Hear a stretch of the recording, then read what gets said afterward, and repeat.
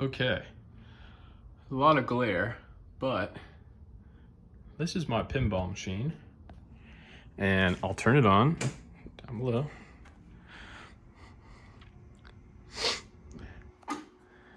And the symptoms I was having were pretty basic. I could turn the machine on, it would generally come on. Sometimes it would struggle a little bit and then turn on, and it'd be good to go. Then I could start a game, launch me a ball, and I'd go, and every solenoid would work. Every little piece of the pinball machine was working just about perfectly. And as soon as I would hit this flipper, or sometimes this flipper, basically a lot of energy used in one of the solenoids, it seems, especially when combined with something else, it would die. But then if I left it on for a little while, or if I charged it by holding this back manually with my hand, somehow I could trick it into working without resetting for longer periods of time. And I could play this for about 30 minutes and it would reset probably 10 times in that 30 minutes from a fresh start. Then I could leave it on and I would have it in the garage, and every 10 minutes or so I could hear from inside, just in standby mode, it resetting the game and starting up because I'd hear the music. So it's like, what's going on? Check the solenoids here and here. They seem to be fine. I did that just visually. Cosmetically, the wires look good. The soldering looks fine. The wires aren't decayed too badly, although they are. And the contact is good. Clean the contacts between the little things that go across. Same over here. And then looking online for common reset problems, I found that the capacitor in here on the solenoid driver board is a likely cause of random resets. The way you check the capacitor is by measuring the voltage, the direct current voltage across the positive to a ground point on the machine, and you should get a reading of more than 15 volts, I think it was. This is on the pinball forum somewhere. I'll link it. That was low. The capacitor was original from 1979. That's when the capacitor was made, maybe a little earlier, and that's what was in the machine. Most of these parts are all original. So I ripped that out by desoldering it, first by removing the solenoid driver board. Maybe I'll open this up to explain it a little more. So let me turn off the machine. And by the way, I've been playing this for a couple hours now and there are no issues. So set the phone down for just one moment here. Be patient, please. iPhone does not have the option to pause a recording, so another fail for iPhone. Remove the pinball, and I'll open this guy up, so just hold on one second.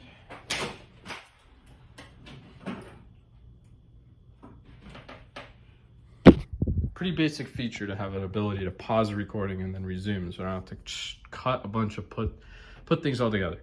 So anyways, here's the inside of my pinball machine. Mostly original parts, it seems. No sleeve on the solenoid, but all of these looked fine.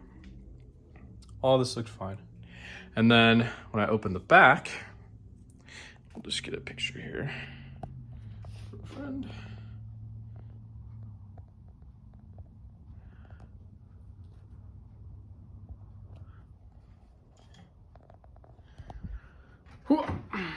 I would open the back of the machine. Still kind of new to this, so I kind of forgot where everything is. Well, go over here to the old toolbox, grab our pinball key, head back to the machine, insert the key in the lock, rotate the lock. Now bear with me again while I remove the top panel, and I may actually just reinsert this. Take a picture of my controller real quick.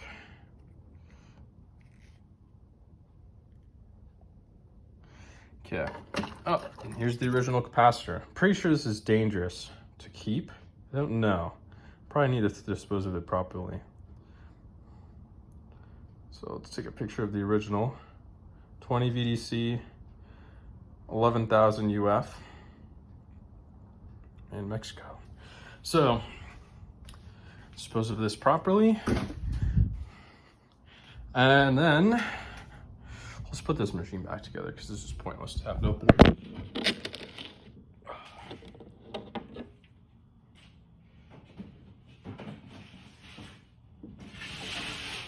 Oh, pinball. Almost forgot the most important part.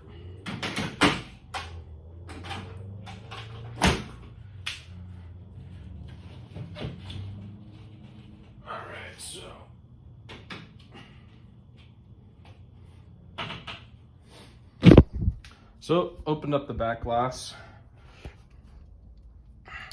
turn this off completely, open up, damn, stuff in my way here. Okay, open up the pinball machine, just like so. Remove hinge to door. Okay, here's the new capacitor. As you can see, that is plugged into spot C23. That's what needs to be replaced. Solder a new one in. Pretty great. This was the ground point I used to control, and yeah, that's pretty much it. So removing this solenoid driver board is fairly simple.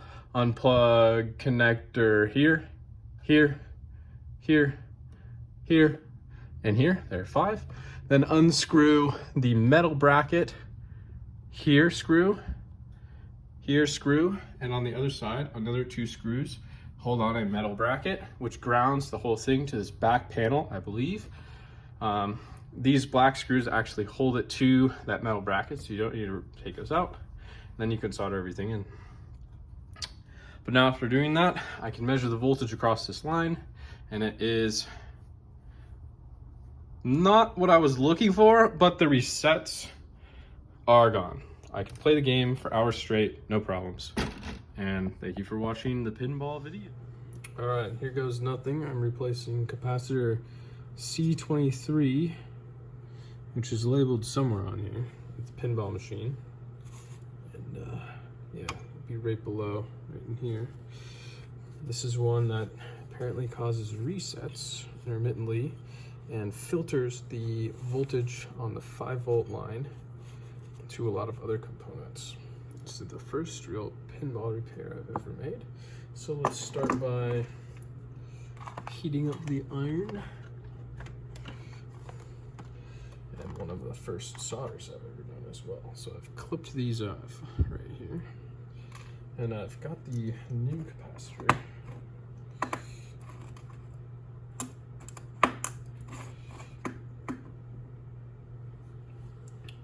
Which is right here. What you're going to need is 25 volt, 15,000 UFs capacitor. I'm gonna solder these on. It looks like this must be the minus side right there. So it's labeled minus on this side. That's at least what I'm thinking.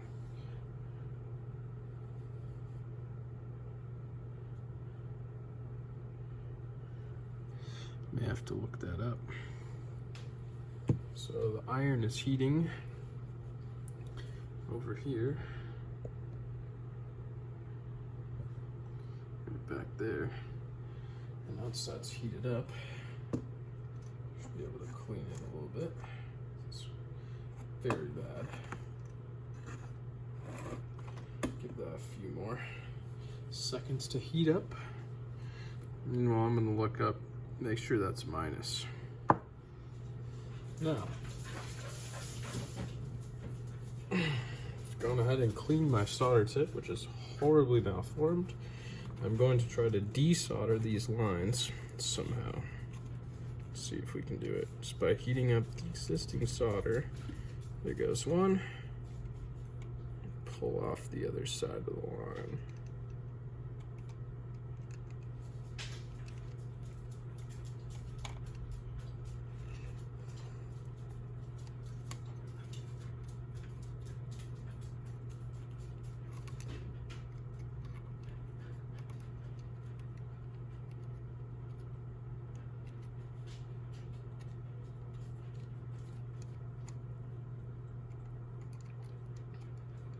I honestly probably could have just cut the wire here.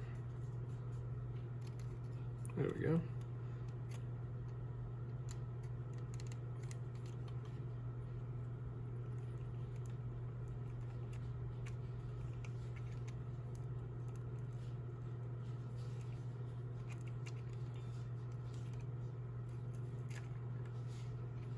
Yeah. All right, we've desoldered the old capacitor. Now I think the easiest way to do it with the new one is gonna be to zip it in and then mechanically fit these. I'll probably trim the wire a little bit, zip tie this on, and then we'll solder right on the board there. Nice. Okay, now I'm gonna strip this wire to get a nice new piece. I wanna strip this side. Okay, looks like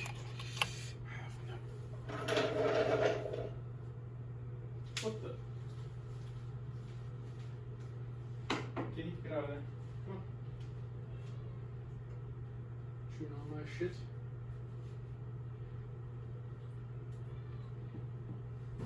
You can go up there if you want. Go. Just go. Okay. The cat was in the pinball machine. There's probably something else broken for me to fix now. Alright, so now I've got this all set up. The wire is pushed on to the end here. And all I'm gonna do is heat up the bottom of the lead on the capacitor with the soldering iron. Then put my solder right here on the top, and it should flow through down to piece.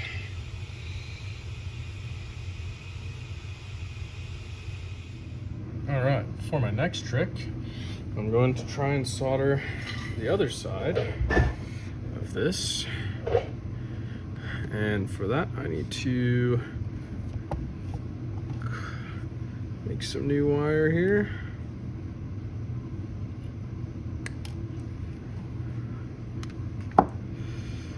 Get some. And that should be plenty about here.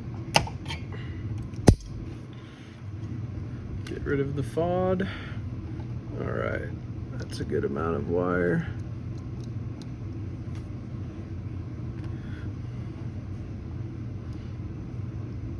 Could almost put one of those shovel clips on here. I wonder if I could. That would be pretty sweet. Of course, it's probably too big. Oh yeah, probably. This guy's gigantic. All right, forget that.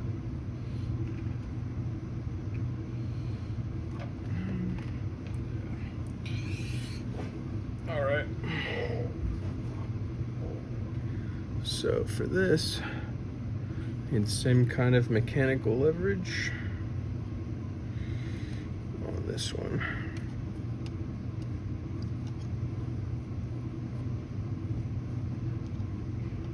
Right on top here. Position it thusly.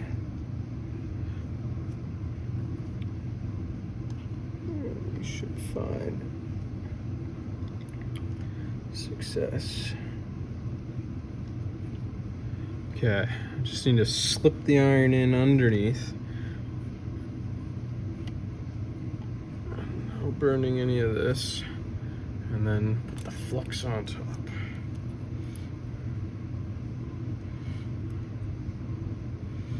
I don't see how that could be too hard. Ready with the flux. And ready with the iron. Let's do one last little cleaning. This thing is destroyed.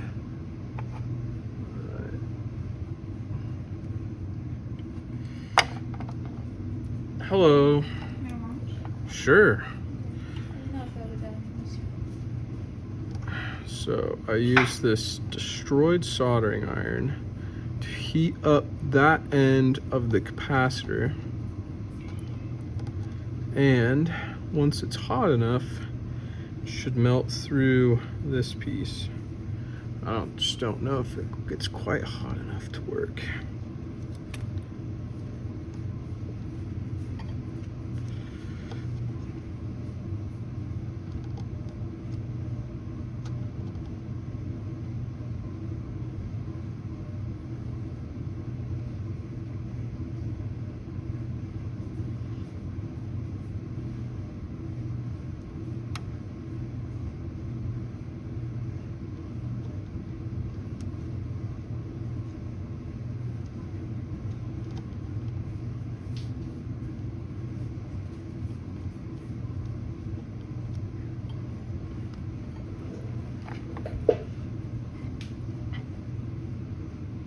All right, that one looks okay. I think I coaxed it along a little bit. Yeah. I think they're on there.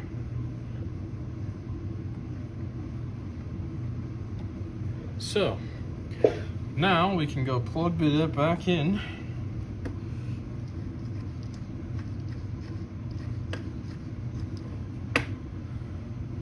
And we should be good to go. So let's bring it on over. Hello, cats.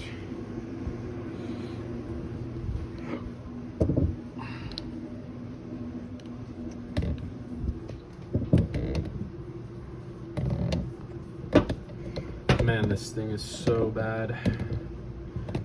All right, this damn tripod is a piece of garbage.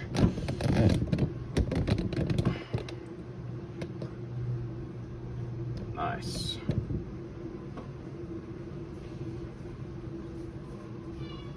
Theo, put stuff on, June. Theo, get out of here. Good boy. All right. We've got our piece of fun here.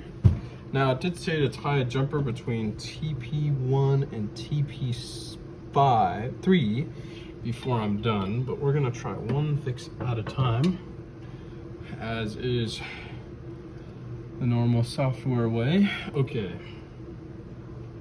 There are 4 screws that connect this into the back plane. Let's put those in. They probably also act as ground. So just gonna get that on the screwdriver. Easier said than done. Oops.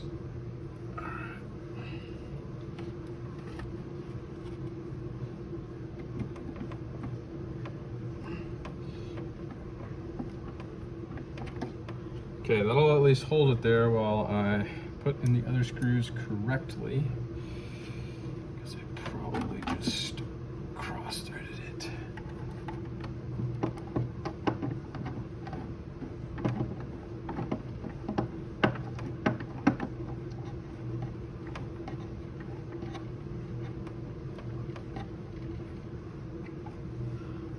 Excellent.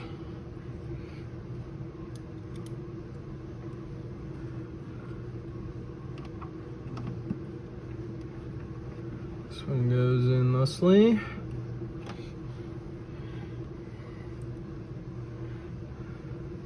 The guy at the electronics store thought I wanted a capacitor for an AC unit, and I told him, no, it is for my 1979 pinball machine. Or whenever this thing was made, 1979. He said, what? You're only 25 years old and you don't even look a day over 12. And I said, yeah, I know, but I need a certain capacitor because my globetrotters are resetting on me. He said, oh, we'll fix you right up. I believe I've destroyed this threading here, but more force will get it in. Okay, we'll do our final star pattern tighten. Make sure we're nice and grounded. Okay. Now, plus side to plus. Give it the old tug. We are connected. Okay. Now, I should be able to turn this bad boy on and read a voltage across that positive and ground line. So let's do that next.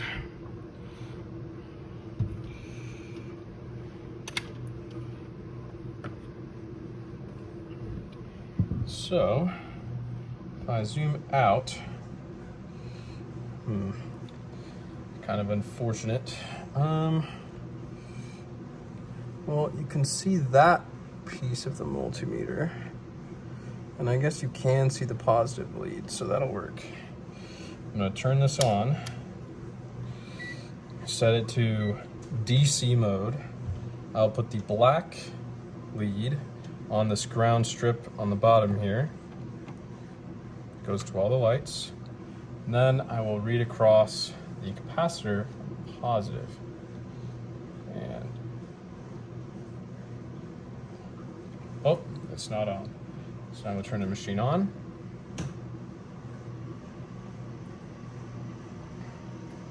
Okay. Go black to red. I see 1.1 volt. I think that is incorrect. Should be something like 14 volts.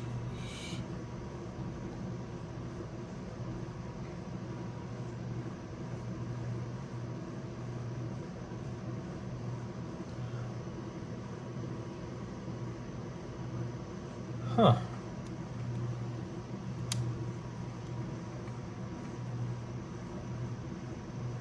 Well, we can try it. Oh, that's because none of this is hooked in. All right. It would help to connect all of the pieces back. Okay. So, the unit seems to turn on without the need of this board, the solenoid driver board. So now we will very gently plug in, oh geez, some flex on these boards. Very gently walk in the various plugs. I don't think that one went in all the way.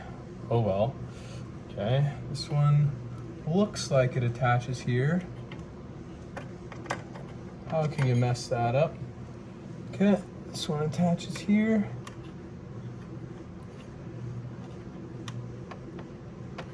When in doubt, apply more pressure. Okay. Put that guy in. This one in. Extra careful. Okay. I believe that's all of them. 2, 3, 4, 5. Now we'll turn it on. Back to my voltage tester. Game is now plugged in. We will take ground and the positive measurement.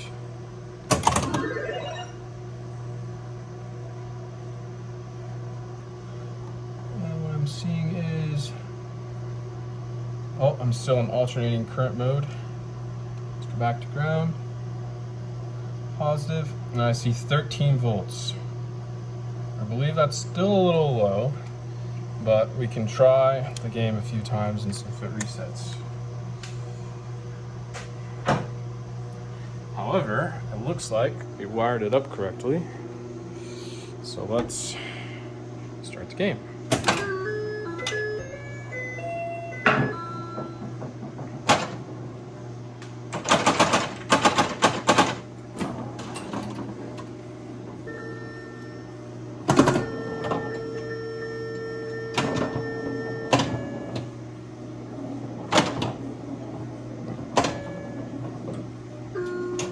I've already lost. So normally this would crash the game. And it looks like by replacing C23, we've got a winner. So I'm gonna leave that on.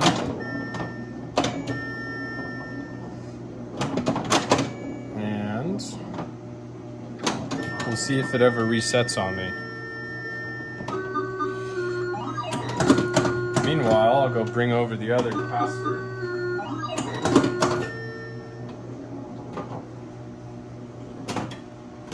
This is what the original part says. There's your problem, Mexico. Red plus 11,000 UF 20 VDC. The new one is 15,000 UF 25 VDC. I don't know how capacitors work or how they're labeled. I did not do well in physics. And I was able to fix the pinball machine so far. There's the new capacitor wired in. It looked as if they had already made the mod from negative to ground on the back side of the board. Should have shown that. But anyways, I'll play a little more pinball just to make sure this guy is working.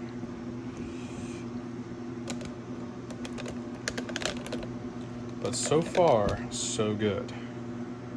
It's very encouraging, actually.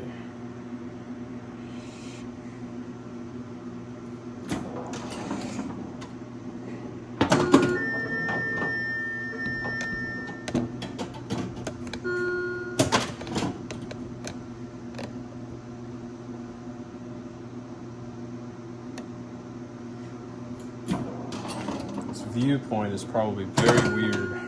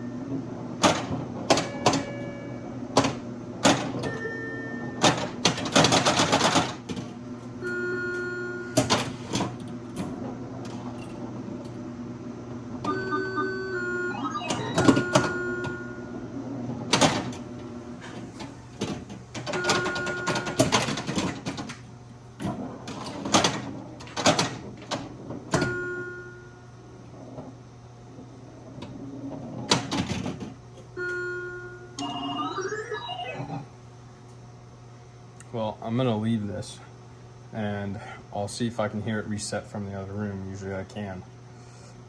Otherwise, it's good.